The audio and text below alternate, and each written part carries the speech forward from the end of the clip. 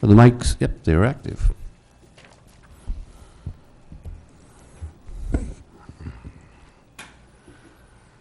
Okay, I'd like to call this meeting to order, the local planning agency, Thursday, June 14th. Roll call. Jeff Maturo, Excused. Carolyn Gallagher, Here. Rick Sims. Here. Chairman Vincent, Here. Meg Jacobson, Excused. John Colapetro, Excused. Linda Swartz. Here. We have a quorum. Good, good, good. Before we begin, I'd like to move up some public comments. If anyone would like to step up and say something here to the board relative to today's meeting. No one has stepped up, so we'll move on with the meeting. Audrey, if you read into the minutes. I'm going to read into, thank you, for the record, Audrey Vance, City Attorney. I'm going to read into the record the title block of the ordinance. The ordinance was advertised, and a copy of the affidavit of publication is on file with the city clerk. This is an ordinance of the City of Bonita Springs, Florida, amending the City of Bonita Springs Comprehensive Plan as adopted by ordinance number 02-16 as amended, so as to amend the future land use element policy 1.1.11 of the Old 41 Town Center mixed-use redevelopment overlay area to clarify and incorporate the old US 41 corridor redevelopment master plan overlay map and allow densities, intensities, and range of uses to be blended within a unified planned development zoning district, providing a conflicts of clause and severability clause, and providing for an effective date and for other purposes. Before we start, I just want to do a little housekeeping. Before the meeting, I provided you a copy of a draft ordinance, and if you look on the bottom of the ordinance, it'll say revised June 8th. This follows the city council meeting where they had the first reading of the ordinance. And then I also provided you another paper, which I apologize if I did not understand it correctly. The applicant will talk about it, but it's the applicant's request of a change on page 9. This is an applicant's request. It is not the city's request. And so those are two housekeeping before we start the case. Other than that, I will make the comment that this case may have a little bit of a deja vu moment for council, or for the LPA, because you did review this on November 9th of last year.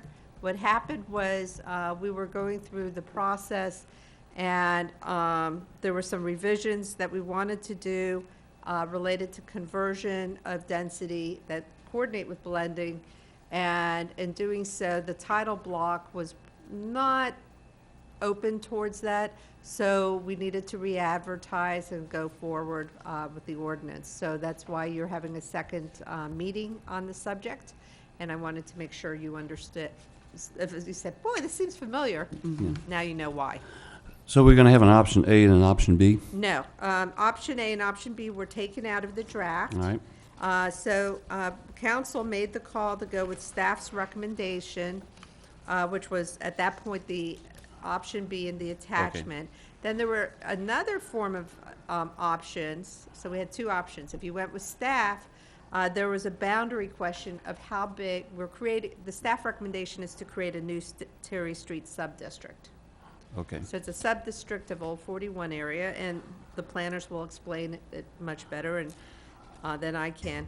And there were three different legal descriptions for boundaries, and that's paragraph 6 and page 8. Originally, the draft you'll see had 3 options. Council did pick this, I believe it's 6.1 acre option, and it was tweaked so it could all go in number 6 as opposed to some kind of strange stuff. So there was a little rewriting, not of the boundary, but of some of the verbiage to get to the boundary. And with that, Ms. Crespo? Good morning. Alexis Morning. Crespo with Waldrop Engineering, representing the applicant. And our whole team is here today to help answer any questions you may have. As Audrey said, you're familiar with this project. It was before you in November. Mr. Manzalillo and his partner Mark Shapiro have control of approximately 3.5 acres right at the intersection of Old 41 and Terry Street. And we see this as a real great mixed-use anchor for the downtown area. We came before you requesting an amendment to your comprehensive plan that would allow for the blending of densities, intensities, and uses, because your redevelopment overlay plan and policies are fairly restrictive, and that there's parcels that only allow commercial, parcels that only allow residential, and the main parcels right at this key node of your downtown can't have vertically integrated mixed-use buildings, which we thought some text changes could really improve that for the downtown and also allow this property to be developed with really quality mixed-use residential, restaurant, office, retail uses. So we want to do vertically integrated. No change is being proposed. We came before you with the maximum building heights, 80 dwelling units, and 29,000 square feet of commercial. There's absolutely been no change since November. This amendment was transmitted to the Department of Economic Opportunity. All of your state agencies reviewed it. They had no objections. What's before you today is repackaging, reformatting of the proposed text amendment. The challenge throughout this project has been making something fairly straightforward, a mixed-use project in your downtown area, seem straightforward, because the language and all the different options make it seem confusing, but it's really not. What we've come back to you is going to be even easier for staff to implement.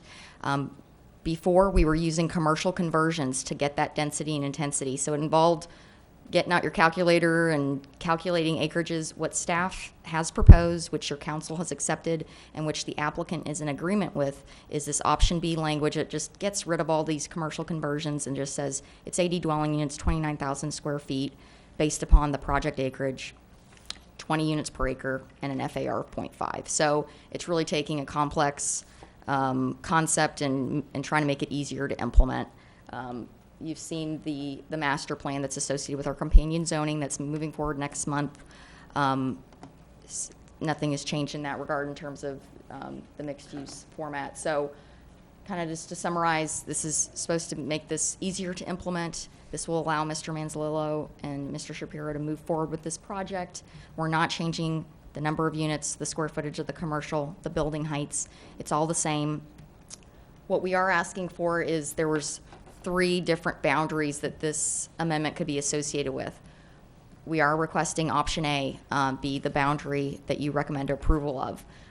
This is still a very small area of your downtown. The rest of downtown can be further analyzed by the city through their contract with DPZ, but the boundary proposed would really allow Mr. Manzalillo and other properties he's looking to acquire in the very near term to move forward in the interim while the city continues to study this area. So we would request option A be applied. And again, it's a very small land area. Everything is north of the Imperial River. It really just includes Maria's, his properties, the hotel site just immediately south of him, and then some properties along Terry. So we think it makes sense in regards to what's being requested. We would also, as Audrey noted, request just the strike through of some language on page 9, and that's about maximum allowable height. Staff added that height is determined on a case-by-case basis, subject to compatibility. We've addressed the height. It complies with your land development code. You have fairly restrictive heights in your downtown, 52 feet. Mm-hmm. We're actually even more restrictive on ourselves through our PD zoning, so we feel that's unnecessary language, and it certainly is a subject of the zoning to evaluate height on a case-by-case basis.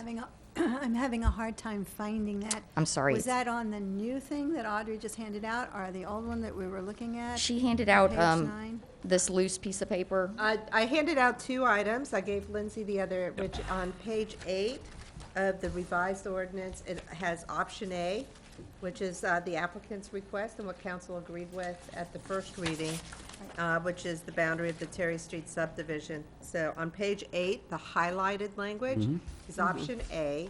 So I took out option B and option C, which was the rest of that page 15 in the old draft. Yeah, but you What I'm said referring to is on 9 page 9 of your ordinance, 9 of 12, sub D at the top of the page. Of the one she just. The height this issue, one that she that's the just one gave out? page. So This is page 9. Correct. It should have, say something, I did not put market because I did not realize when I was handed it today. It's applicant's request of, and it would be on page 9 of 12. And that talks about, oh, I see it, the height. Okay, got it. It says That was the only- 55 feet. Correct. The height, Lindsay, is it's 52 and 55, or?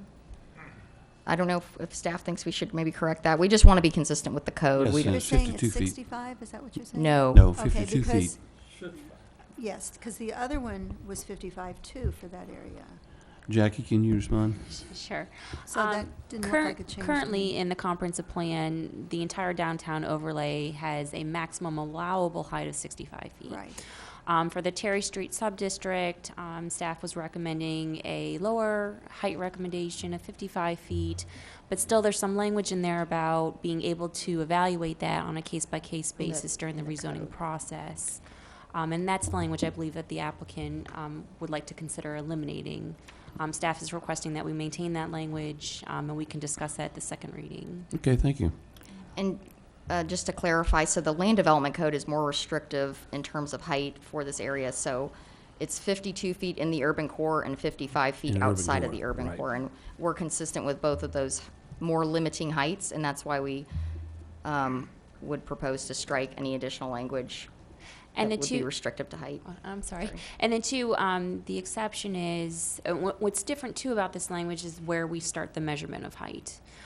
Here in this language, we are requesting that we start height 18 inches above the adjacent roadway.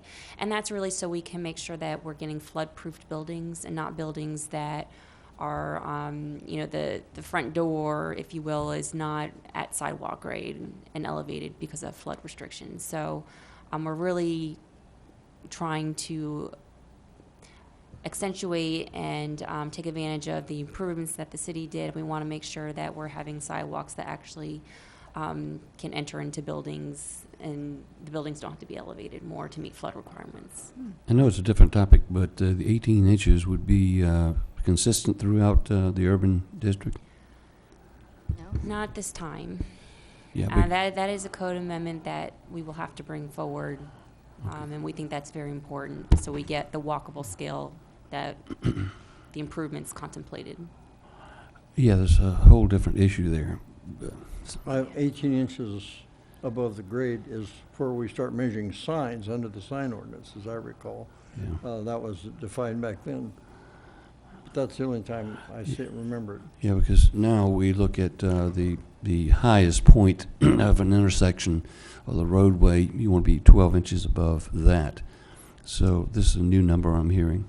It's not necessary, so many years ago, we used to measure, even on Hickory, the island, everything was at street level, or you'd Right. measure at street as your starting point for measurement. And that's when they made the variation to measure it at flood or coastal, whichever is your starting point. That's when all the big buildings came up.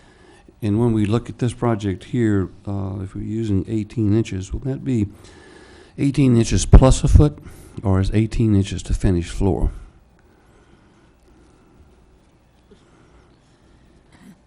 Those are two. That's where you start measuring. Commercially, you're at FEMA plus a foot It's going to be 18 inches to finished floor, to finished floor? because what you're looking at is to start those buildings and to have the entrance of those buildings closer to the sidewalk level, so they're more at a pedestrian scale. Remember, the city has hired DPZ to come in essentially on the tail end of this to look at revising the standards for all of downtown. One of those that we want them to look at is how we measure height and where we start access to these buildings. So currently, this will be the only, this sub-district, if approved, will be the only area that starts measuring height in this way. We're hoping that all the buildings in the flood zone within Old 41 will start to measure height this way in the future. Okay, thank you, John. And I'll just add to that, so when combined, so we're restricting our building height by way of this 18-inch measurement, because we know that's more restrictive and going to result in a lower building than how the code allows height to be measured. We're also restricting ourselves to the 52, 55-foot in your code. So when you put both of those together, we certainly don't feel like adding on another potential height restriction is necessary in this language. Thank you.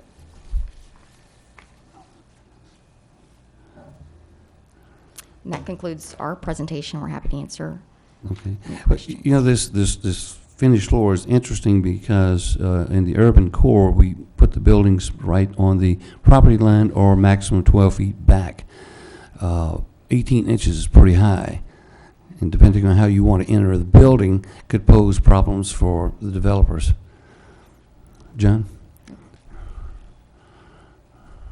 Yes, sir. I think that there's two separate issues that you Okay. touched at the same time. The first is the measure of height. And so while we allow height to be measured from 18 inches above the crown of the adjacent roadway, that does not mean that your entrance or your front door or your finished floor needs to be 18 inches above the roadway. It's simply, that's where we begin to measure height from.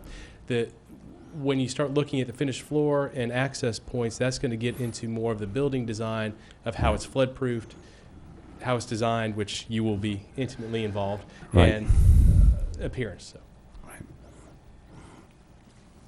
Yeah, Any I'm questions? thinking, and I'm wondering, is this going to have any effect on handicapped people, or are you saying that they're- Actually, this will probably make it easier to meet accessibility requirements okay. because the higher a building is from the adjacent sidewalk, the longer the ramp will need to be to get into the front door. In this particular case, if we're looking to lower the entrance into these buildings closer to the sidewalk, either a ramp won't be necessary, or if a ramp is necessary, it will be much shorter and easier to access. Okay. A wonderful example is Dollar Tree up there. Perfect That's example. built at a regulated height above the flood level, and it has, 42-foot ramp to meet the 2% grade for Yes, sir. handicap wheelchair access. We don't want that downtown. Actually, that That's a horrid example of regulations. that became a test case in how to modify regulations to make sure we avoid what we don't want. Yeah. Because that, for a person who's not handicapped, that really makes it a lot more time-consuming to get into the store. Yes, sir. And that was the first building that had been built, as you know, in a very long period of time. So a lot of lessons were learned, a lot of regulations were changed, and interpretations were looked at a little bit differently. So nevertheless, what we're looking at here is that we'll use 18 inches as the starting point, 55 feet is the top. Now, that would not include appurtenances and things on the roof. This would be to the midline of the roof or the eave. The eave, yes, sir. Eve? Okay. So Any questions? That's meaning then, if you have a roof that's like this, Yeah, it pitched. would be where the eave is at the Uh, bottom. Okay, be so the then center line of the that. top could actually come up a little higher. Behind you, Oh, okay. if I can get this to, it's not showing up, but if you look at the Lyles Hotel, where the roof comes down and you have that white fascia right above the windows, that's the eave. That's The mark. white, Yes, ma'am. That's the mark. okay. So the roof would come up higher. Yes, ma'am. And the reason why you do that is because there will be different designs for different types of roofs, and depending upon the design, at least that's a standard that we can apply to all buildings. Okay. Okay, all right. So the presentation is complete, right? Let me ask a question here about the Terry Street district here. So we're creating a new small district, and that is this particular case. This could come up again with any number of new districts, is that right? How do we look at that? In other words, we approve this as a Terry Street district. Yes, sir. You currently have a Feltz Avenue sub-district. Right. This would be the second sub-district that you would create in 041. The reason for this goes back into a little bit of the history that everyone's described.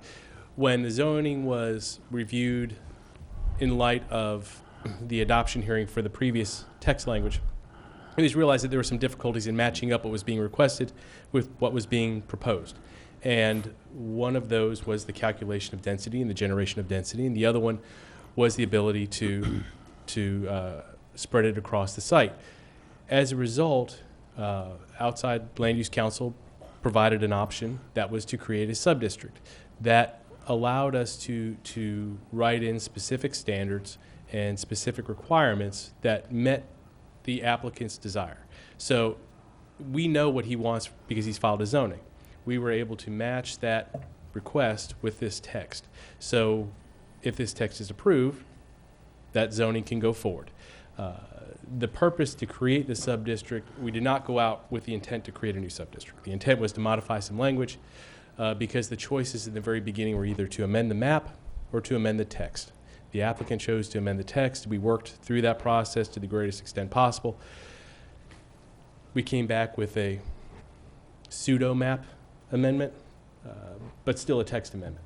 And we believe that that new language in that subdistrict allows the applicant's zoning to go forward. I have another question too. With the chronology of this, the Feltz, was that in there, the Feltz Avenue piece, was that in there before? Yes, ma'am. That's Okay. been in there for several years. Because I was thinking that when you decided to put the Terry Street part in, that you needed to have a buffer zone, and that's what the Feltz Well, piece served as. It does serve as that, and the intent for the Feltz Avenue subdistrict is to provide a transition between the more intense uses and buildings that would be along Old 41 in that existing single-family neighborhood to the east. In that single-family neighborhood, we have designated as townhomes. So while the uses of that area may change, the intensity of it's going to be very similar. So Feltz Avenue was intended to use those existing buildings either to keep them as single-family houses, or if somebody wanted to use that as a doctor's office or an attorney's office or something along those lines, it would either be a single-family house that was converted or a building that was built to that scale, so you could transition down into a lesser intensity to the east.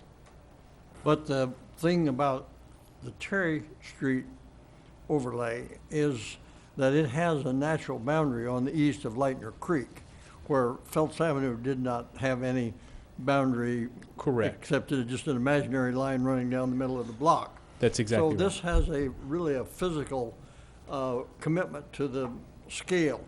Well, and if you want, I can start to, we have a couple of slides for a presentation as well, and we do have some examples that show that if you'd like me to get Well, into that I if we will don't have say questions.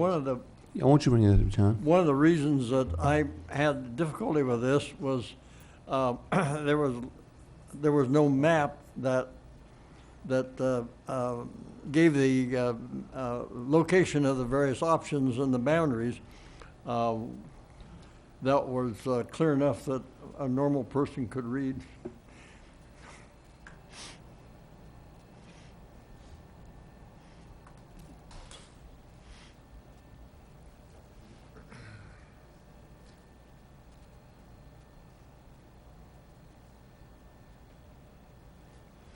While we're waiting, I just have one question to kind of clear up my mind.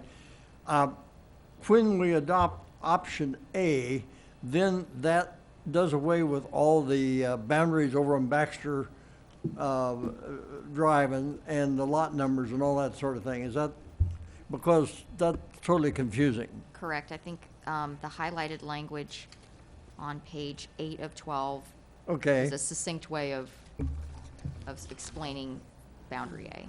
Or option A. Baxter Avenue is really not designated on any maps that were included in the packet, and so it was necessary to go back to some older maps to determine if Baxter Avenue is really a delegated street. It is. And so forth and so on. But under item 8 here, we're taking from the railroad, we're going along Baxter Avenue, and we're going over to Lightner Creek on Goodwin. Yes, sir. And that is what's shown here. So to show what you just described, here is the railroad right-of-way on the eastern side of this property, which is Maria's. That's Baxter on the south side. Old 41 is right here. So you drop down to the south to Goodwin, which runs eastward over to Center, and then following the town center boundaries up to Terry and then back around. Over to what? Terry, so if you there's the creek, right here, Yeah, but Lightner Creek is the eastern boundary. of a portion of it, yes, sir. Not Okay. all of it, but a portion of it. Okay. And it's Why actually a not small use- portion of Why it, not use that as a boundary? because you were matching with the town center description. It has to be within the town center, and portions of that creek are outside the town center. Otherwise, those portions, Member Sims, are single-family right now under our land use plan. Okay. So we would, then we would unintentionally give them an increase in density. Well, when we developed the town center overlay down there, I recall that the eastern boundary up in there kind of wandered around a little If bit. you And I look at wondered at the the- time why it was offset. Do you But, see this dashed line? yeah, That is the town center boundary. So what I'm trying to highlight here, okay. I see what you're doing, yeah. But I think it was back 3 years ago when we set all this up that the boundary was not as well defined as it possibly could have been. And, well, okay. the current boundary does have some undulations to it. So you do see this portion, and we're matching up. We'll see where this comes across here and then over. I have no problem with it. As I look at the project, I think the applicant's submittal here is a good one. I like the project. I think it's good for Bonita. The only thing I want to look at is the comp plan as we look into the future and how we begin to, if we have more of these districts like this, for whatever reason, the continuity that has to happen between them. And of course, that's in the future, and that probably will happen. To speak to that quickly, we don't have an intention of creating any additional sub-districts. Doesn't Okay. mean that there won't be a situation where that won't be the best option going forward, but the intention is to have DPZ create a form-based code that applies for all of the redevelopment areas, so we don't have to come back and modify this. So you're saying the development of Bamboo Village can be done without any further expansion in this area? Right now, you have a planned development zoning on Bamboo Village, and you have an expired master concept plan. So there would need to be some additional work done before someone started construction out there, but without knowing what the construction will be, it's difficult to say what they need to do, other than amend the zoning. This sub-district is not intended to include that property. In fact, I understand that, but I'm keep looking and saying we did so much work to try to make it available for the area to be developed without jumping through a whole lot of hoops. And it pains me that in this first one we've done here on Old 41 that we've been through 2 comp plan changes. I just want to make it as easy as possible to develop Bamboo Village in the future without jumping through all these hoops again for months. I think the intent will be before that property is put out to the public, that there would be some thought put into what was intended to go there and what the process would need to be. So everyone that bids or shows interest in this property would know exactly what they need to do for entitlements. And hopefully that would be a very streamlined process. Thank you. So Is what- it a possibility that in the future, when the Bamboo Village moves forward, that this district could be expanded to include that? That was It's my a- question. That's always possible, but that's not the intent of No, this. not this one, but it is possible. So there's some room for wiggle there to move that district. There is room to wiggle, but I think Mr. Sims will remember this. When the original comp plan was created, Bamboo Village was intended to be one of the most intense pieces of property within the entire city. And the thinking at that time was the intensity would decrease as you went north and south away from this property and east and west away from this property. The thinking has probably been modified and has probably become a little more sophisticated since then, but I think the intent of having this as a real showcase development still holds. What needs to be done to allow that, who shows interest, and how they get that project built remains to be seen. But I think the intent and the goal of this property is still pretty close to what it's always been. Okay. So I don't know if, and I take that long way of answering your question, Mr. Vincent, because I don't know if this sub-district will be the best way to entitle that property or to set up the development there. Yeah, I just look down the road here and what this kind of thing can do. Typically, you want a city to grow harmoniously together, and when you start sectioning out portions of it, it can break loose where all of a sudden we've got 10 different little districts down there doing different things. And my concern is, how do we begin to control that for the continuity, consistency of mixed use, and it's going towards mixed use. I can see that. That's okay. But how do we keep from changing the rules within each one of these separate, distinct areas?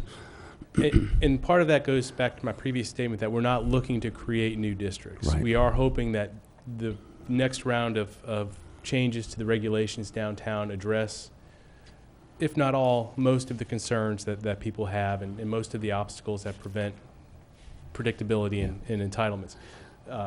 If we need to make changes in the future, that's always an opportunity. But the goal from here is whatever is approved on this property, you're exactly right. We are looking to have that work together as opposed to working against each other when it comes to consistency and compatibility. Well, I know the council, zoning, and planning board respect what staff does, and that I know that you are planners in training professionally, and that it's up to you to take the first step to either recommend an application or not. I know we rely heavily upon that, and we look to you to, I guess, take that concept forward in the continuity portion of this, and how this city begins to develop when you talk about mixed use, which is always big. It is, and it seems like such a simple concept that everyone agrees to, but the implementation of that gets a little bit difficult. Yeah. So, this slide kind of shows you where we've been just for this particular application, and in terms of what we still have left to do. And this tells you what we're looking to modify. So, we are trying to clarify some of those predictability issues when it comes to density and how things are Right. calculated, especially for floor area ratio. We would specifically permit double dipping for this particular sub-district, but we would not allow bonus density. So the intent is, you know exactly what you have. So 20 units an acre is what's allowed over the entire sub-district. You are also allowed 0.5 FAR over the entire sub-district, and you can use both of those calculations across the gross property.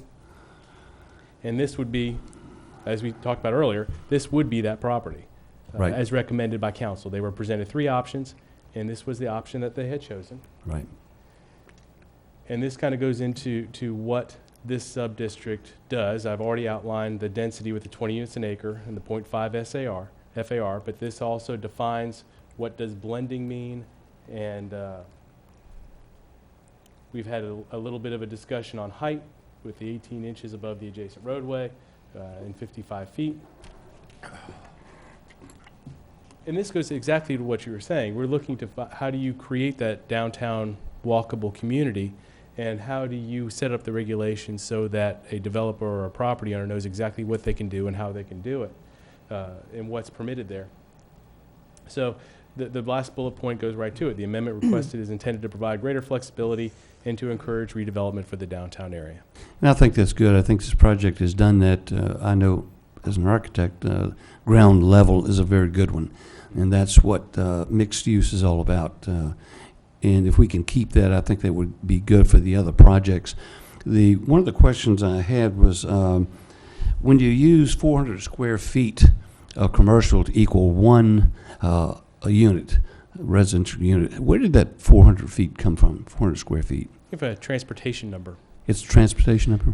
But keep in mind that conversion would not apply to this sub-district. Okay. So when you're looking at the rest of the conversion from not mixed-use parcels, where you are Right. allowed both residential and non-residential, you could convert at a rate of 400 square feet to one unit, non-residential to residential units.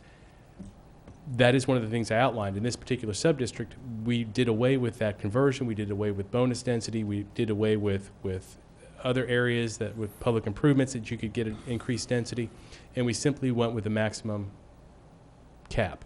Now, that allows you to apply up to that number, does not necessarily guarantee or provide an entitlement to that number, but I think that what was intended was so if this comp plan amendment is adopted, the applicant's zoning application could proceed.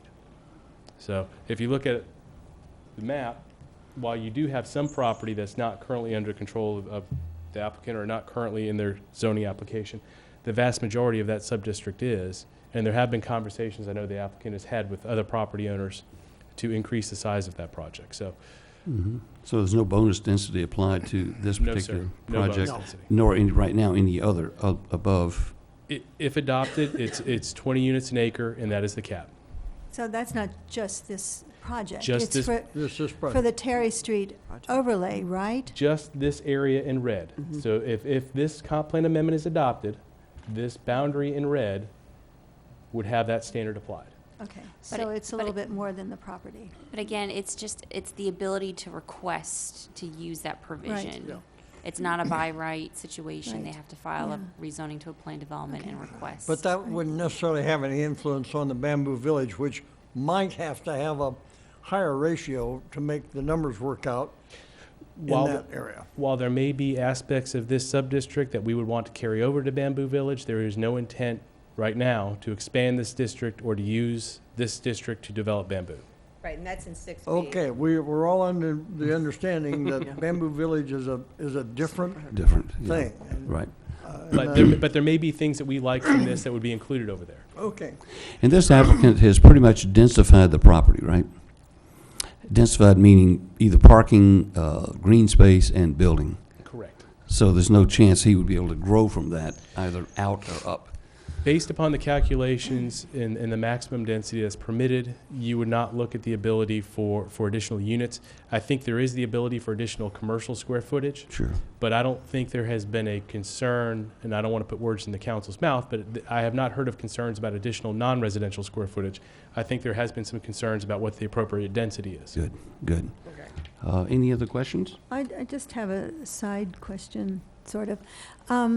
In the past, we've looked at creating some definitions and to use. You said you were creating the definition of blending. And I'm wondering, does that appear on our list somewhere? And what you gave there wasn't exactly what I would have thought was a definition for blending. I mean, to simplify things, I think of the blending as the ability to put more than one purpose in a building, so to speak. Well- So if you're a commercial, that allows you to have residential. So I'm thinking maybe you need some kind of definition that a person could just flip in Okay, there well, and see let's it. walk through this real quick, because obviously we have no pride of authorship, but if you look at all the different colors up here on this map, when we're talking about blending, someone would need to own property that is in different sub-districts, because the whole idea behind this blending is, if you'll just look at this particular property, you have this property that's commercial, you have this property that's mixed use, and you have this property that is multifamily residential. So what we are trying to do is create a definition that allows you to use all three of the uses permitted in those sub-districts and design them as one cohesive development. So you would not have to simply have multifamily here and commercial here, but you could use those uses outside of the sub-district that they were specified, as long as within the plan development proposal. So are we getting a clear definition of mixed use versus blending? I The mean, I mixed see, u- because we're- each color represents, this is what you can do here. You can be commercial. Correct. Or you can be mixed family or whatever.